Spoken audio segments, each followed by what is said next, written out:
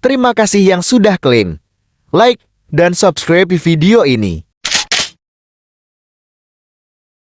Nah, sebelumnya aku udah ngebahas alur cerita dari drama Korea A Shot for Killers. Bagi kalian yang belum nonton, pastiin kalian nonton dulu video aku sebelumnya ya, terkait dengan alur cerita dari A Shot for Killers. Bagi yang belum nonton dan mau mampir, boleh banget tonton dulu ya videonya. Untuk link videonya aku share di bagian kolom deskripsi. Drama Korea A Shot for Killers ini kan cerita intinya adalah ada seorang perempuan yang bernama Jian. Ia hidup dengan pamannya yang bernama Jinman.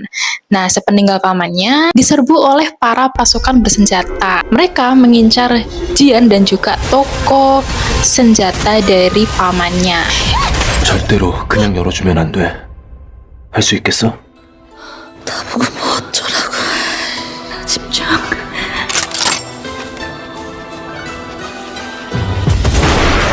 Yang jadi plot twistnya di sini adalah di bagian akhir dari drama Korea ini, Jong Jinman itu masih hidup ya, dan dia itu kan udah sama temennya tuh gitu. Dan scene ending dari Jong Jinman yang masih hidup ini cuma sebentar, gak nyampe 2 menit terus ending gitu aja. Nah, kali ini Lanata POV akan membahas sebuah spekulasi tentang bagaimana Jinman bisa hidup kembali. Jadi disclaimer dulu ya, bahwa video kali ini yang bercerita tentang spekulasi Jinman masih hidup ini nggak ada di Viren sama sekali ya. Jadi ini hanya pendapat aku dan juga imajinasi aku terkait dengan beberapa hints yang muncul di drama Korea A Shot for Killers gitu. Jadi bagi kalian yang mau menambahkan atau mungkin punya imajinasi lain, boleh banget sharing di kolom komentar, oke? Jadi ini hanya sebuah spekulasi aku aja ya, dari kacamata Lanata POV, karena ya lagi-lagi ini kan hanya sebuah imajinasi dan siapapun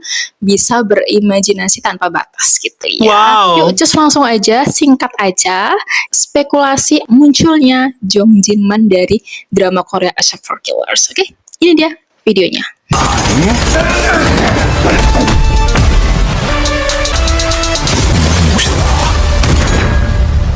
Rekaman Jian. Minta tolong.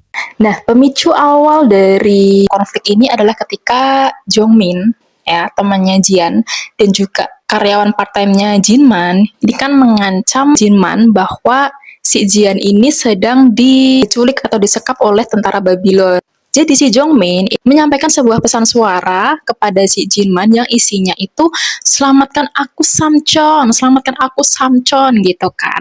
Nah dari situ Jinman agak berpikir kan tuh, dia kayak seolah-olah menuruti kemauan si Jongmin, yakni dengan syarat Jian harus diselamatkan.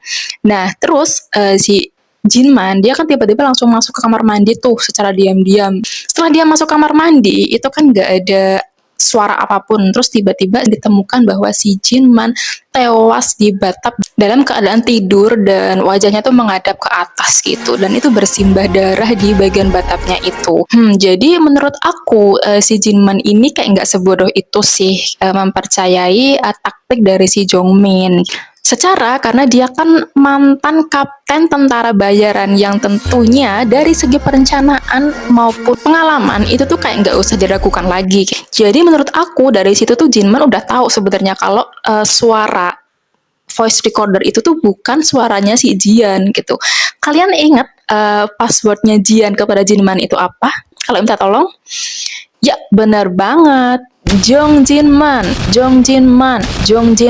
gitu kan. Jadi tinggal menyebutkan nama lengkapnya 3 kali. Dari situ Jinman tuh udah sadar kalau ini tuh fix sih, ini tipuan semata dari Babylon, ini bukan Jian gitu. Terus ya udah akhirnya dia juga melakukan skenario bunuh diri itu dan menghilang.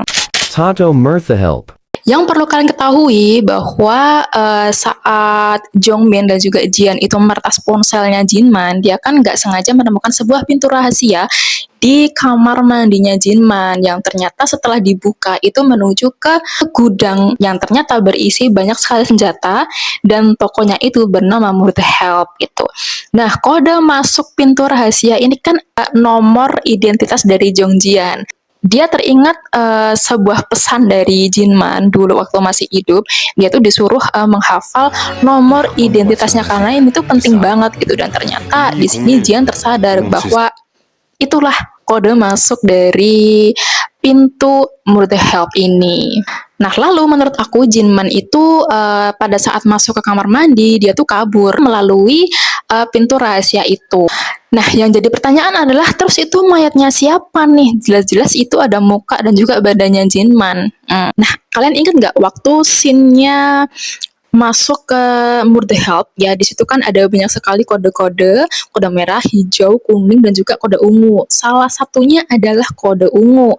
Nah, kode ungu ini kan kode untuk penjualan alat-alat agen rahasia, termasuk di situ ada beberapa banyak sekali topeng ya di situ, dan itu sempat juga di shoot sebentar doang gitu, kayak sekelebatan doang gitu. Dan mukanya Jinman ini tuh merupakan sebuah topeng semata. Badannya ini bukan badannya si Jinman, melainkan ya nggak tahu, mungkin agen rahasia maybe gitu.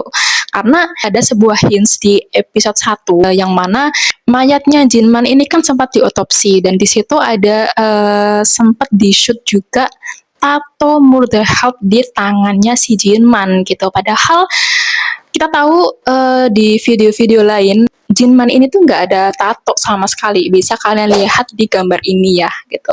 Jadi fix kan ya, menurut aku badannya ini bukan Jinman. Jadi jelas ya bahwa mukanya Jinman ini menurut aku ya hanya topeng semata gitu. Karena kalau kalian nonton film-film agen rahasia, contohnya film barat ya, misalnya Mission Impossible Ghost Protocol ya, yang di Burj Khalifa itu kan ada adegan Ethan Hunt aka si Tom Cruise itu mau memakai sebuah topeng di situ, tapi gagal untuk menyamar karena pada saat pembuatan topeng itu tuh rusak gitu. Jadi menurut aku peralatan topeng ini sudah menjadi hal yang umum lah bagi agen-agen rahasia gitu. Nah, terus kemana si Jinman selama itu? Menurut aku sebelumnya Jinman kan udah tahu nih kalau sebenarnya si Bell ini masih hidup kan di scene-nya waktu si Jian masih kecil. Jadi dia tuh udah memprediksi hal ini tuh bakal terjadi. So, ketika hal ini terjadi ya dia kabur. Tega banget nggak sih ninggalin ponakannya sendirian gitu? Ya nggak sih, ini sudah direncanakan dengan matang-matang oleh Jinman. Menurut aku Jinman itu kabur kemana? Ya ngadepin si Bell gitu, duel sama si Bell. Jinman enggak setega itu meninggal ponakannya sendirian ya, karena dia kan mengirimkan beberapa bala bantuan yang dirasa mumpuni untuk melindungi si Jian gitu, termasuk ada Minye dan juga Pasin di situ, termasuk toko senjatanya sendiri, yakni sebagai apa ya, tunjangan sih apa, bantuan operasional ya untuk menghadapi para tentara Babylon ini.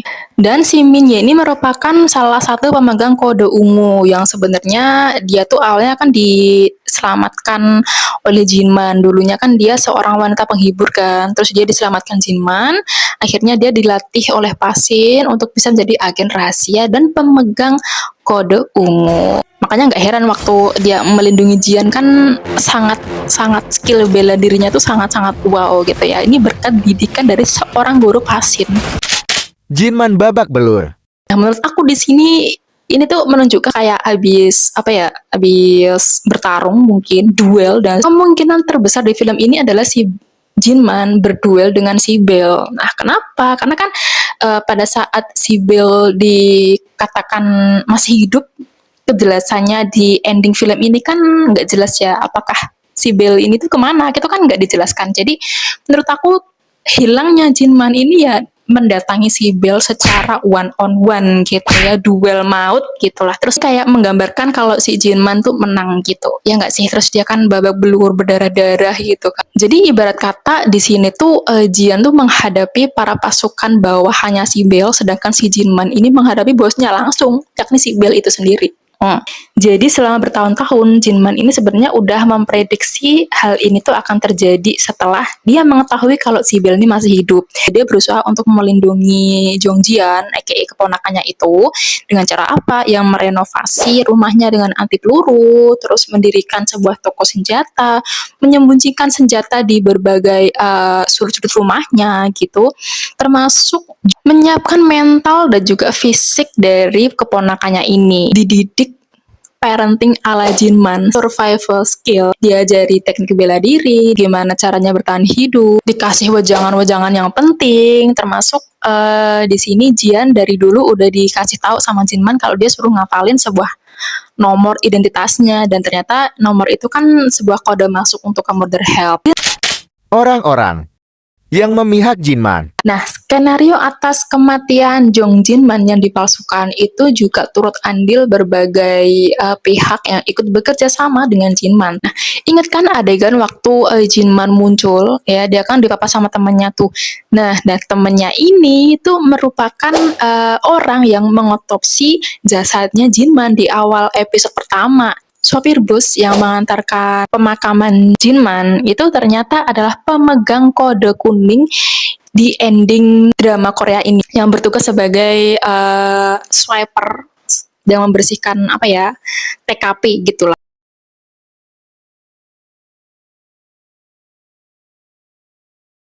Nah, jadi itulah menurut aku tentang spekulasi comebacknya Jong Jinman di drama Korea As a For Killers ini. Menurut aku mesti banget ada season 2 sih gitu, yang menjelaskan kemana si Jinman selama itu gitu. Apakah benar dia duel dengan Bell, kita nggak tahu ya. Nah, kabarnya perwakilan Disney Plus dari Korea Selatan ini juga mengungkapkan kalau sebenarnya mereka sedang mendiskusikan proyeknya ini, apakah akan ada season 2 atau enggak gitu. Ini juga sedang digodok banget gitu ya. Tapi kita sebagai penonton sangat-sangat menantikan hal itu ya. Semoga sih benar adanya season 2 diadakan ya. Karena di sini menurut aku aksi dari Lee Dong Wook ini sangat-sangat keren. Beda dari drama-drama Korea biasanya yang dia bintangi ya. Dia kan terkenal dengan drakor romance komedi ya. Tapi kali ini dia bermain film action. Wow, ini keren banget. Yaudahlah, kita tunggu kabar baiknya ya. Semoga sih segera ada. Lalu apakah spekulasi dari Lana Tapiovi ini benar adanya?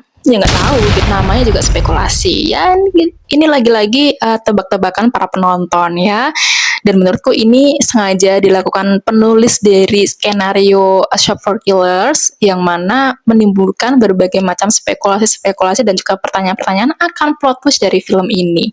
Keren sih. Jadi itu aja sih video singkat aku kali ini ya, membahas tentang spekulasi kembalinya Jong Jinman di drama Korea A Shop for Killers. Terima kasih yang sudah mendengarkan baik imajinasiku ini ya, dan terima kasih juga yang sudah mengapresiasi, yang memberikan like dan juga subscribe-nya di video aku. Mungkin kalian ada spekulasi lain, pendapat lain, boleh kok share di kolom komentar ya. Oke, jadi itu aja pembahasan singkat kali ini. Lana Tapiovi undur diri, so bye-bye.